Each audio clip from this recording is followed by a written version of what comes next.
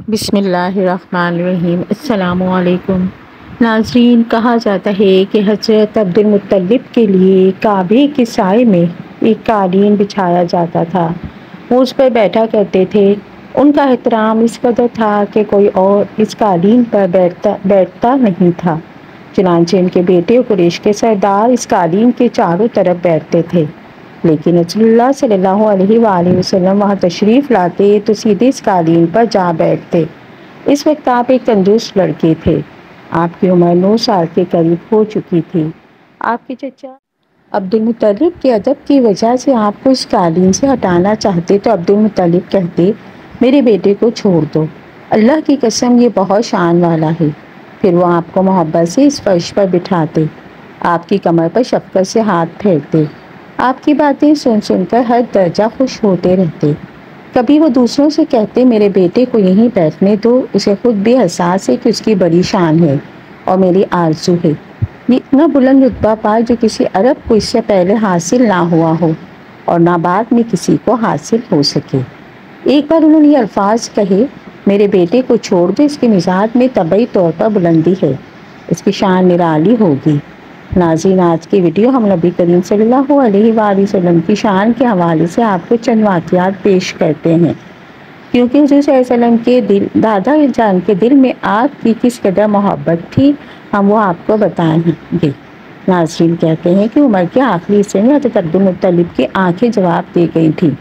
آپ نابینا ہو گئے تھے۔ ایسی حالت میں ایک روز اس قالین پر بیٹھے تھے کہ آپ تشریف لے آئے اور سیدھے اس قالین پر جا پہنچے۔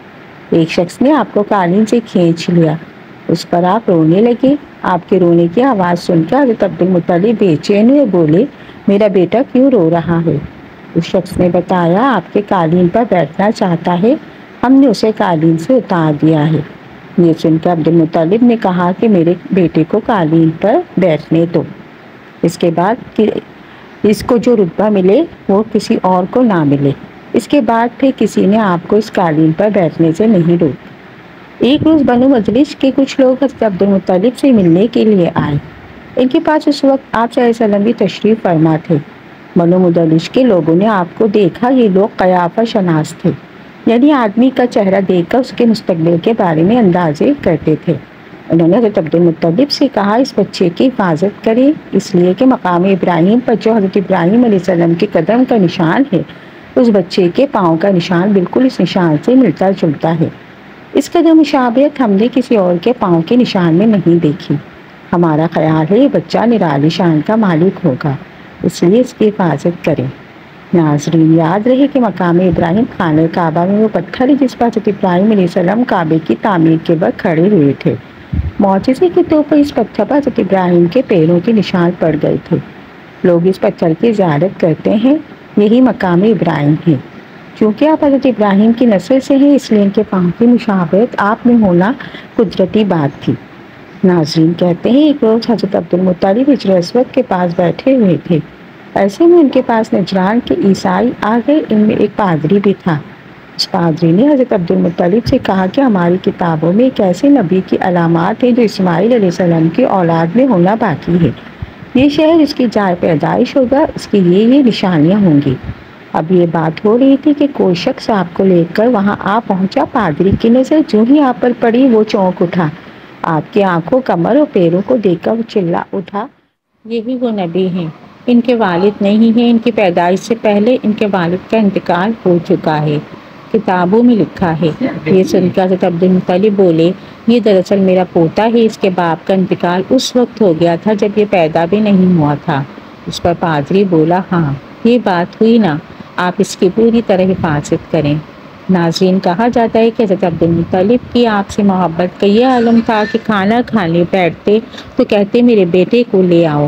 آپ تشریف لاتے تو حضرت عبد المطلب آپ کو اپنے پاس بٹھاتے، آپ کو اپنے ساتھ کھلاتے۔ بہت زیادہ عمر والے ایک صحابی حیضہ بن معاویہ فرماتے ہیں کہ میں ایک مرتبہ اسلام سے پہلے جاہلیت کے زمانے میں حج کے لیے مکہ گیا، وہاں بیت اللہ کا طواف کر رہا تھا۔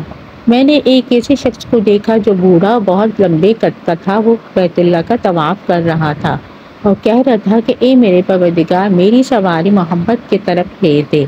میں نے اس بوڑھے کو جب یہ شعر پڑھتے سنا تو لوگوں سے پوچھا، یہ کون ہے؟ لوگوں نے بتایا کہ عبد المطلب ہیں۔ انہوں نے اپنے پوتے کو اپنے ایک اونٹ کی تلاش میں بھیجا ہے۔ وہ اونٹ گم ہو گیا، پوتا ایسا ہے جو کسی گمشدہ چیز کی تلاش میں اسے بھیجا جاتا ہے تو وہ چیز لے کر ہی آتا ہے، لیکن وہ ناکام لوٹ آئے ہیں۔ اب چونکہ پوتے کو گئے ہوئے دیر ہو گئی ہے، اس لیے پریشان ہیں اور دعا مانگ رہے ہیں۔ تھوڑی دیر گزری تھی کہ میں نے دیکھا کہ آپ صلی اللہ علیہ وسلم اونٹ کو لیے تشریف لا رہے ہیں۔ حضرت عبد المطلب نے آپ کو دیکھ کر کہا، میرے بیٹے، میں تمہارے لیے اس قدر فکر مند ہو گیا تھا کہ شاید اس کا اثر کبھی میرے دل سے نہ جائے۔ ناظرین، آپ کو بتاتے چلیں کہ حضرت عبد المطلب کی بیوی کا نام رقیہ تھا۔ وہ کہتی ہیں قریش کئی سال سے سخت قحط سالی کا شکار تھا، بارشیں بالکل بند تھی، سب پریشان تھے۔ اس زمانے میں میں نے خواب دیکھا، کوئی شخص خواب میں کہہ رہا تھا، قریش کے لوگوں، تم میں سے ایک نبی ظاہر ہونے والا ہے، اس کے ظہور کا وقت آ گیا ہے، اس کے ذریعے تمہیں زندگی ملے گی، یعنی خوب بارشیں ہوں گی، سرسبزی شادابی ہوگی۔ تم اپنے لوگوں میں سے ایک ایسا شخص تلاش کرو جو لمبے قد کا ہو، گورے رنگ کا ہو، اس کی پلکیں گھنی ہوں، بھویں اور ابرو ملے ہوئے ہوں۔ وہ شخص اپنی تمام اولاد کے ساتھ نکلے اور تم میں سے ہر خاندان کا ایک آدمی نکلے، سب پاک صاف ہوں، خوشبو لگائے، حجر اسود کو بوسہ دے، پھر سب جبل ابو قبیس پر چڑھ جائیں، پھر وہ شخص جس کا حلیہ بتایا گیا ہے آگے بڑھے اور بارش کی دعا مانگے اور تم سب آمین کہو تو بارش ہو جائے گی۔ صبح ہوئی تو رقیہ نے اپنا یہ خواب قریش سے بیان کیا۔ انہوں نے نشانیوں کی تلاش کیا تو سب کی سب نشانیاں انہیں عبد المطلب میں مل گئیں۔ چنانچہ سب نے عبد المطلب کو کہا اور یہ شرائط پوری کی۔ اس کے بعد سب ابو قبیس پہاڑی پر چڑھ گئے، ان میں نبی کریم صلی اللہ علیہ وسلم بھی تھے۔ آپ اس وقت نو عمر تھے۔ پھر حضرت عبد المطلب آگے بڑھے اور انہوں نے یوں دعا کی کہ اے اللہ، یہ سب تیرے غلام ہیں، تیرے غلاموں کی اولاد ہیں، تیری بھانتیاں ہیں اور تیری بھانتیوں کی اولاد ہیں۔ ہم پر جو برا وقت آ پڑا ہے تو دیکھ رہا ہے، ہم مسلسل قحط سالی کا شکار ہیں اور ہمارے جانوروں پر بھی بن آئی ہے، اس لیے ہماری خوشحالی ختم کر دیجیے اور ہمیں زندگی میں سرسبزی شادابی عطا فرما دیجیے۔ روایات میں آتا ہے کہ اب یہ دعا مانگ ہی رہے تھے کہ بارش شروع ہو گئی، وادیاں پانی سے بھر گئی، لیکن اس بارش میں ایک عجیب بات ہوئی، اور وہ عجیب بات یہ تھی کہ قریش کو یہ سیرابی ضرور حاصل ہے، مگر یہ بارش قبیلہ قیس اور قبیلہ مضر کے قریب بستیوں میں بالکل نہ ہوئی۔ اب لوگ حیران ہوئے کہ کیا بات ہوئی، ایک قبیلے پر بارش اور آس پاس کے سب قبیلے بارش سے محروم۔ تمام قبیلوں کے سردار جمع ہوئے، سلسلے میں بات چیت شروع ہوئی۔ ایک سردار نے کہا، زبردست قحط اور خوشحالی کا شکار ہے، جبکہ قریش کو اللہ تعالیٰ نے بارش عطا کی اور یہ حضرت عبد المطلب کی وجہ سے ہوا ہے، اس لیے ہم سب ان کے پاس چلتے ہیں، اگر وہ ہمارے لیے دعا کر دے تو شاید اللہ ہمیں بھی بارش دے دے۔ یہ مشورہ سب کو پسند آیا، چنانچہ یہ لوگ مکہ معظمہ میں آئے اور حضرت عبد المطلب سے ملے، انہیں سلام کیا، پھر ان سے کہا، اے عبد المطلب، ہم کئی سال سے خوشحالی کا شکار ہیں، ہمیں آپ کی برکت کے بارے میں معلوم ہوا ہے، اس لیے مہربانی فرما کر آپ ہمارے لیے بھی دعا کریں، اس لیے کہ اللہ نے آپ کی دعا سے قریش کو بارش عطا کی۔ ان کی بات سن کر حضرت عبد المطلب نے کہا، اچھی بات ہے، میں کل میدان عرفات میں آپ لوگوں کے لیے بھی دعا کروں گا۔ دوسرے دن صبح سویر حضرت عبد المطلب میدان عرفات کی طرف روانہ ہوئے، ان کے ساتھ دوسرے لوگوں کے علاوہ ان کے بیٹے اور اللہ کے رسول بھی تھے۔ عرفات کے میدان میں حضرت عبد المطلب کے لیے کرسی بچھائی گئی، وہ اس پر بیٹھ گئے۔ نبی کریم صلی اللہ علیہ وسلم کو انہوں نے گود میں بٹھا لیا، پھر انہوں نے ہاتھ اٹھا کر یوں دعا کی، اے اللہ، چمکنے والی بجلی کے پروردگار اور کھڑکنے والی گرج کے مالک، پالنے والوں کے پالنے والے، مشکلات کو آسان کرنے والے، یہ قبیلہ قیس اور قبیلہ مضر کے لوگ ہیں، یہ بہت پریشان ہیں، ان کی کمریں جھک گئی ہیں، تو اس سے اپنی لاچاری اور بے کسی کی فریاد کرتے ہیں اور یہ جان و مال کی بربادی کی شکایت کرتے ہیں، پر سے اللہ ان کے لیے خوب برسنے والے بادل بھیج اور آسمان سے ان کے لیے رحمت عطا فرما تاکہ ان کی زمینیں سرسبز سے شاداب ہو جائیں۔ کہتے ہیں کہ حضرت عبد المطلب یہ دعا کر رہے تھے کہ ایک سیاہ بادل اٹھا، حضرت عبد المطلب کی طرف آیا، اس کے بعد اس کا رخ قبیلہ قیس اور بنو مضر کی بستیوں کی طرف ہو گیا۔ یہ دیکھ کر حضرت عبد المطلب نے کہا، اے گروہ قریش اور مضر، جاؤ، تمہیں سیرابی حاصل ہوئی۔ چنانچہ لوگ جب بستیوں میں پہنچے تو وہاں بارش شروع ہو چکی تھی۔ سبحان اللہ، ناظرین، یہ سب برکات نبی کریم صلی اللہ علیہ وآلہ وسلم کی موجودگی کی وجہ سے تھی۔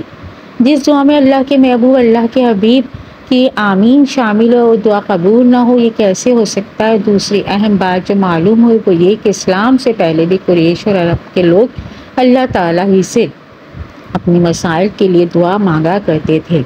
ناظرین، اس واقعے سے نبی کریم صلی اللہ علیہ وآلہ وسلم کی شان کے ساتھ ساتھ آپ کے خاندان کی شان بھی واضح ہوتی ہے کہ اللہ تعالیٰ کی طرف سے آپ کی دادی جان کو خواب آنا اور پھر آپ کے دادا جان کا اللہ کی بارگاہ میں سوال کرنا، ان کی دعاؤں کا قبول ہونا، یہ سب خاندان نبوت کی شان کو ظاہر کرتا ہے۔ روایات میں آپ صلی اللہ علیہ وآلہ وسلم کی شان کے حوالے سے ایک اور واقعہ ہے کہ جب نبی کریم صلی اللہ علیہ وآلہ وسلم 7 سال کے ہو چکے تھے تو آپ کی آنکھیں دکھنے کو آ گئیں۔ مکے میں آنکھوں کا علاج کرایا گیا لیکن افاقہ نہ ہوا۔ حضرت عبد المطلب سے کسی نے کہا کہ کاغذ کے بازار میں ایک راہب رہتا ہے، وہ آنکھوں کی تکالیف کا علاج کرتا ہے۔ حضرت عبد المطلب آپ کو اس کے پاس لے گئے۔ اس کے بعد گھر کا دروازہ بند تھا۔ انہوں نے اسے آواز دی، راہب نے کوئی جواب نہ دیا۔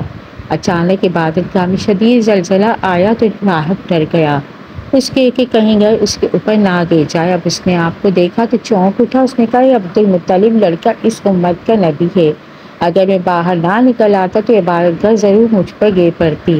اس لڑکے کو فوراً واپس لے جاؤ، اس کی حفاظت کرو، کہیں یہودی اسے قتل نہ کر دیں۔ پھر اس نے کہا، اور رہی بات ان کی آنکھوں کی تو آنکھوں کی دعا تو خود ان کے پاس موجود ہے۔ حضرت عبد المطلب یہ سن کر حیران ہوئے، بولے، ان کے پاس ہے؟ میں سمجھا نہیں۔ ہاں، ان کا لعاب دہن ان کی آنکھوں میں لگائیں۔ انہوں نے ایسا ہی کیا، آنکھیں فوراً ٹھیک ہو گئیں۔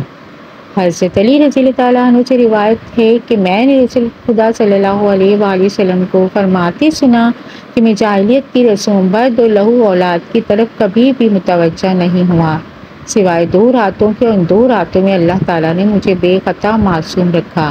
ایک رات کا واقعہ تو یہ ہے کہ مکے کے چند نوجوانوں میں یعنی آپ صلی اللہ علیہ وسلم اپنے گھر کی بکریوں کے ریوڑ میں تھے۔ میں نے اپنے ساتھی سے کہا، ذرا میری بکریوں کی نگرانی کرنا تاکہ میں مکہ جا کر نوجوانوں کا شغل دیکھوں۔ اس نے کہا، اچھا ٹھیک ہے۔ پھر میں آبادی کی طرف آیا اور پہلے ہی گھر میں موسیقی کی آواز میں نے سنی۔ پوچھا، یہ آواز کیسی ہے؟ کسی نے بتایا کہ شادی کا سلسلہ ہے۔ میں موسیقی سننے کے لیے بیٹھ گیا۔ اللہ تعالیٰ نے میرے کانوں کا تپایا اور میں سو گیا، حتیٰ کہ دوسرے روز سورج کی آمد پر اس کی شعاعوں نے مجھے بیدار کر دیا۔ میں اٹھ کر اپنے ساتھی کے پاس گیا۔ اس نے پوچھا، اتنے لمبے وقت تم کیا کرتے رہے؟ میں نے اس کو پوری آپ بیتی سنائی۔ دوسری رات پھر میں نے اپنے ساتھی سے کہا کہ میری بکریوں کا خیال رکھنا، میں جا کر شغل کروں۔ اس نے اقرار کیا۔ میں مکہ شہر کی طرف روانہ ہو گیا۔ یہاں آ کر میں نے موسیقی کی ویسی آواز سنی جیسی میں نے گزشتہ رات سنی تھی۔ میں دیکھنے کے لیے بیٹھ گیا، پھر قدرت نے میرے کانوں کا تپایا اور میں سو گیا، یہاں تک کہ دوسرے دن دھوپ نے مجھے جگایا۔ پھر میں لوٹ کر اپنے ساتھی کے پاس آیا۔ اس نے پوچھا کہ تم نے کیا کیا؟ میں نے کہا کہ کچھ بھی نہیں، ساری صورتحال بتائی۔ اس کے بعد میں نے نہ کبھی ایسا ارادہ کیا اور نہ ہی مجھے کوئی رغبت ہوئی، یہاں تک کہ اللہ تعالیٰ نے مجھے نبوت سے سرفراز فرمایا۔ جابر فرماتے ہیں کہ جب کعبے کی تعمیر ہوئی تو نبی صلی اللہ علیہ وسلم حضرت عباس پتھر اٹھا کر لانے لگے۔ حضرت عباس نے آپ سے کہا کہ اپنا تہبند اتار کر کندھوں پر رکھ لو تاکہ تمہارے کندھے پتھر سے محفوظ رہیں۔ چنانچہ آپ نے اپنا تہبند کھول کر کندھوں پر رکھا ہی تھا کہ اتنے میں آپ زمین پر گر گئے اور آنکھیں آسمان میں لگ گئیں۔ پھر آپ اٹھے اور فرمانے لگے، میرا تہبند، میرے تہبند، اور فوراً آپ صلی اللہ علیہ وسلم نے تہبند باندھ لیا۔ حضرت عباس فرماتے ہیں، اچانک آپ بے ہوش ہو کر گر پڑے۔ میں دوڑتا ہوا آیا تو آپ کی نگاہیں آسمان میں پیوست تھیں۔ میں نے کہا، بھتیجے تمہاری حالت کیا ہے؟ آپ نے فرمایا، مجھے روک دیا گیا ہے، میں برہنہ ہو کر چلوں۔ اس کے بعد آپ کبھی عریاں نہ ہوئے۔ حضرت عباس کہتے ہیں کہ میں نے آپ کی بات نوٹ کر لی کہ اس کے بعد اب کبھی عریاں نہیں ہوئے۔ اللہ نے آپ کی رسالت کا اظہار کر دیا۔ اللہ پاک ہمیں دین کا پیروکار بنائے، ہمیں نیک وکاروں میں شامل کرے، آمین۔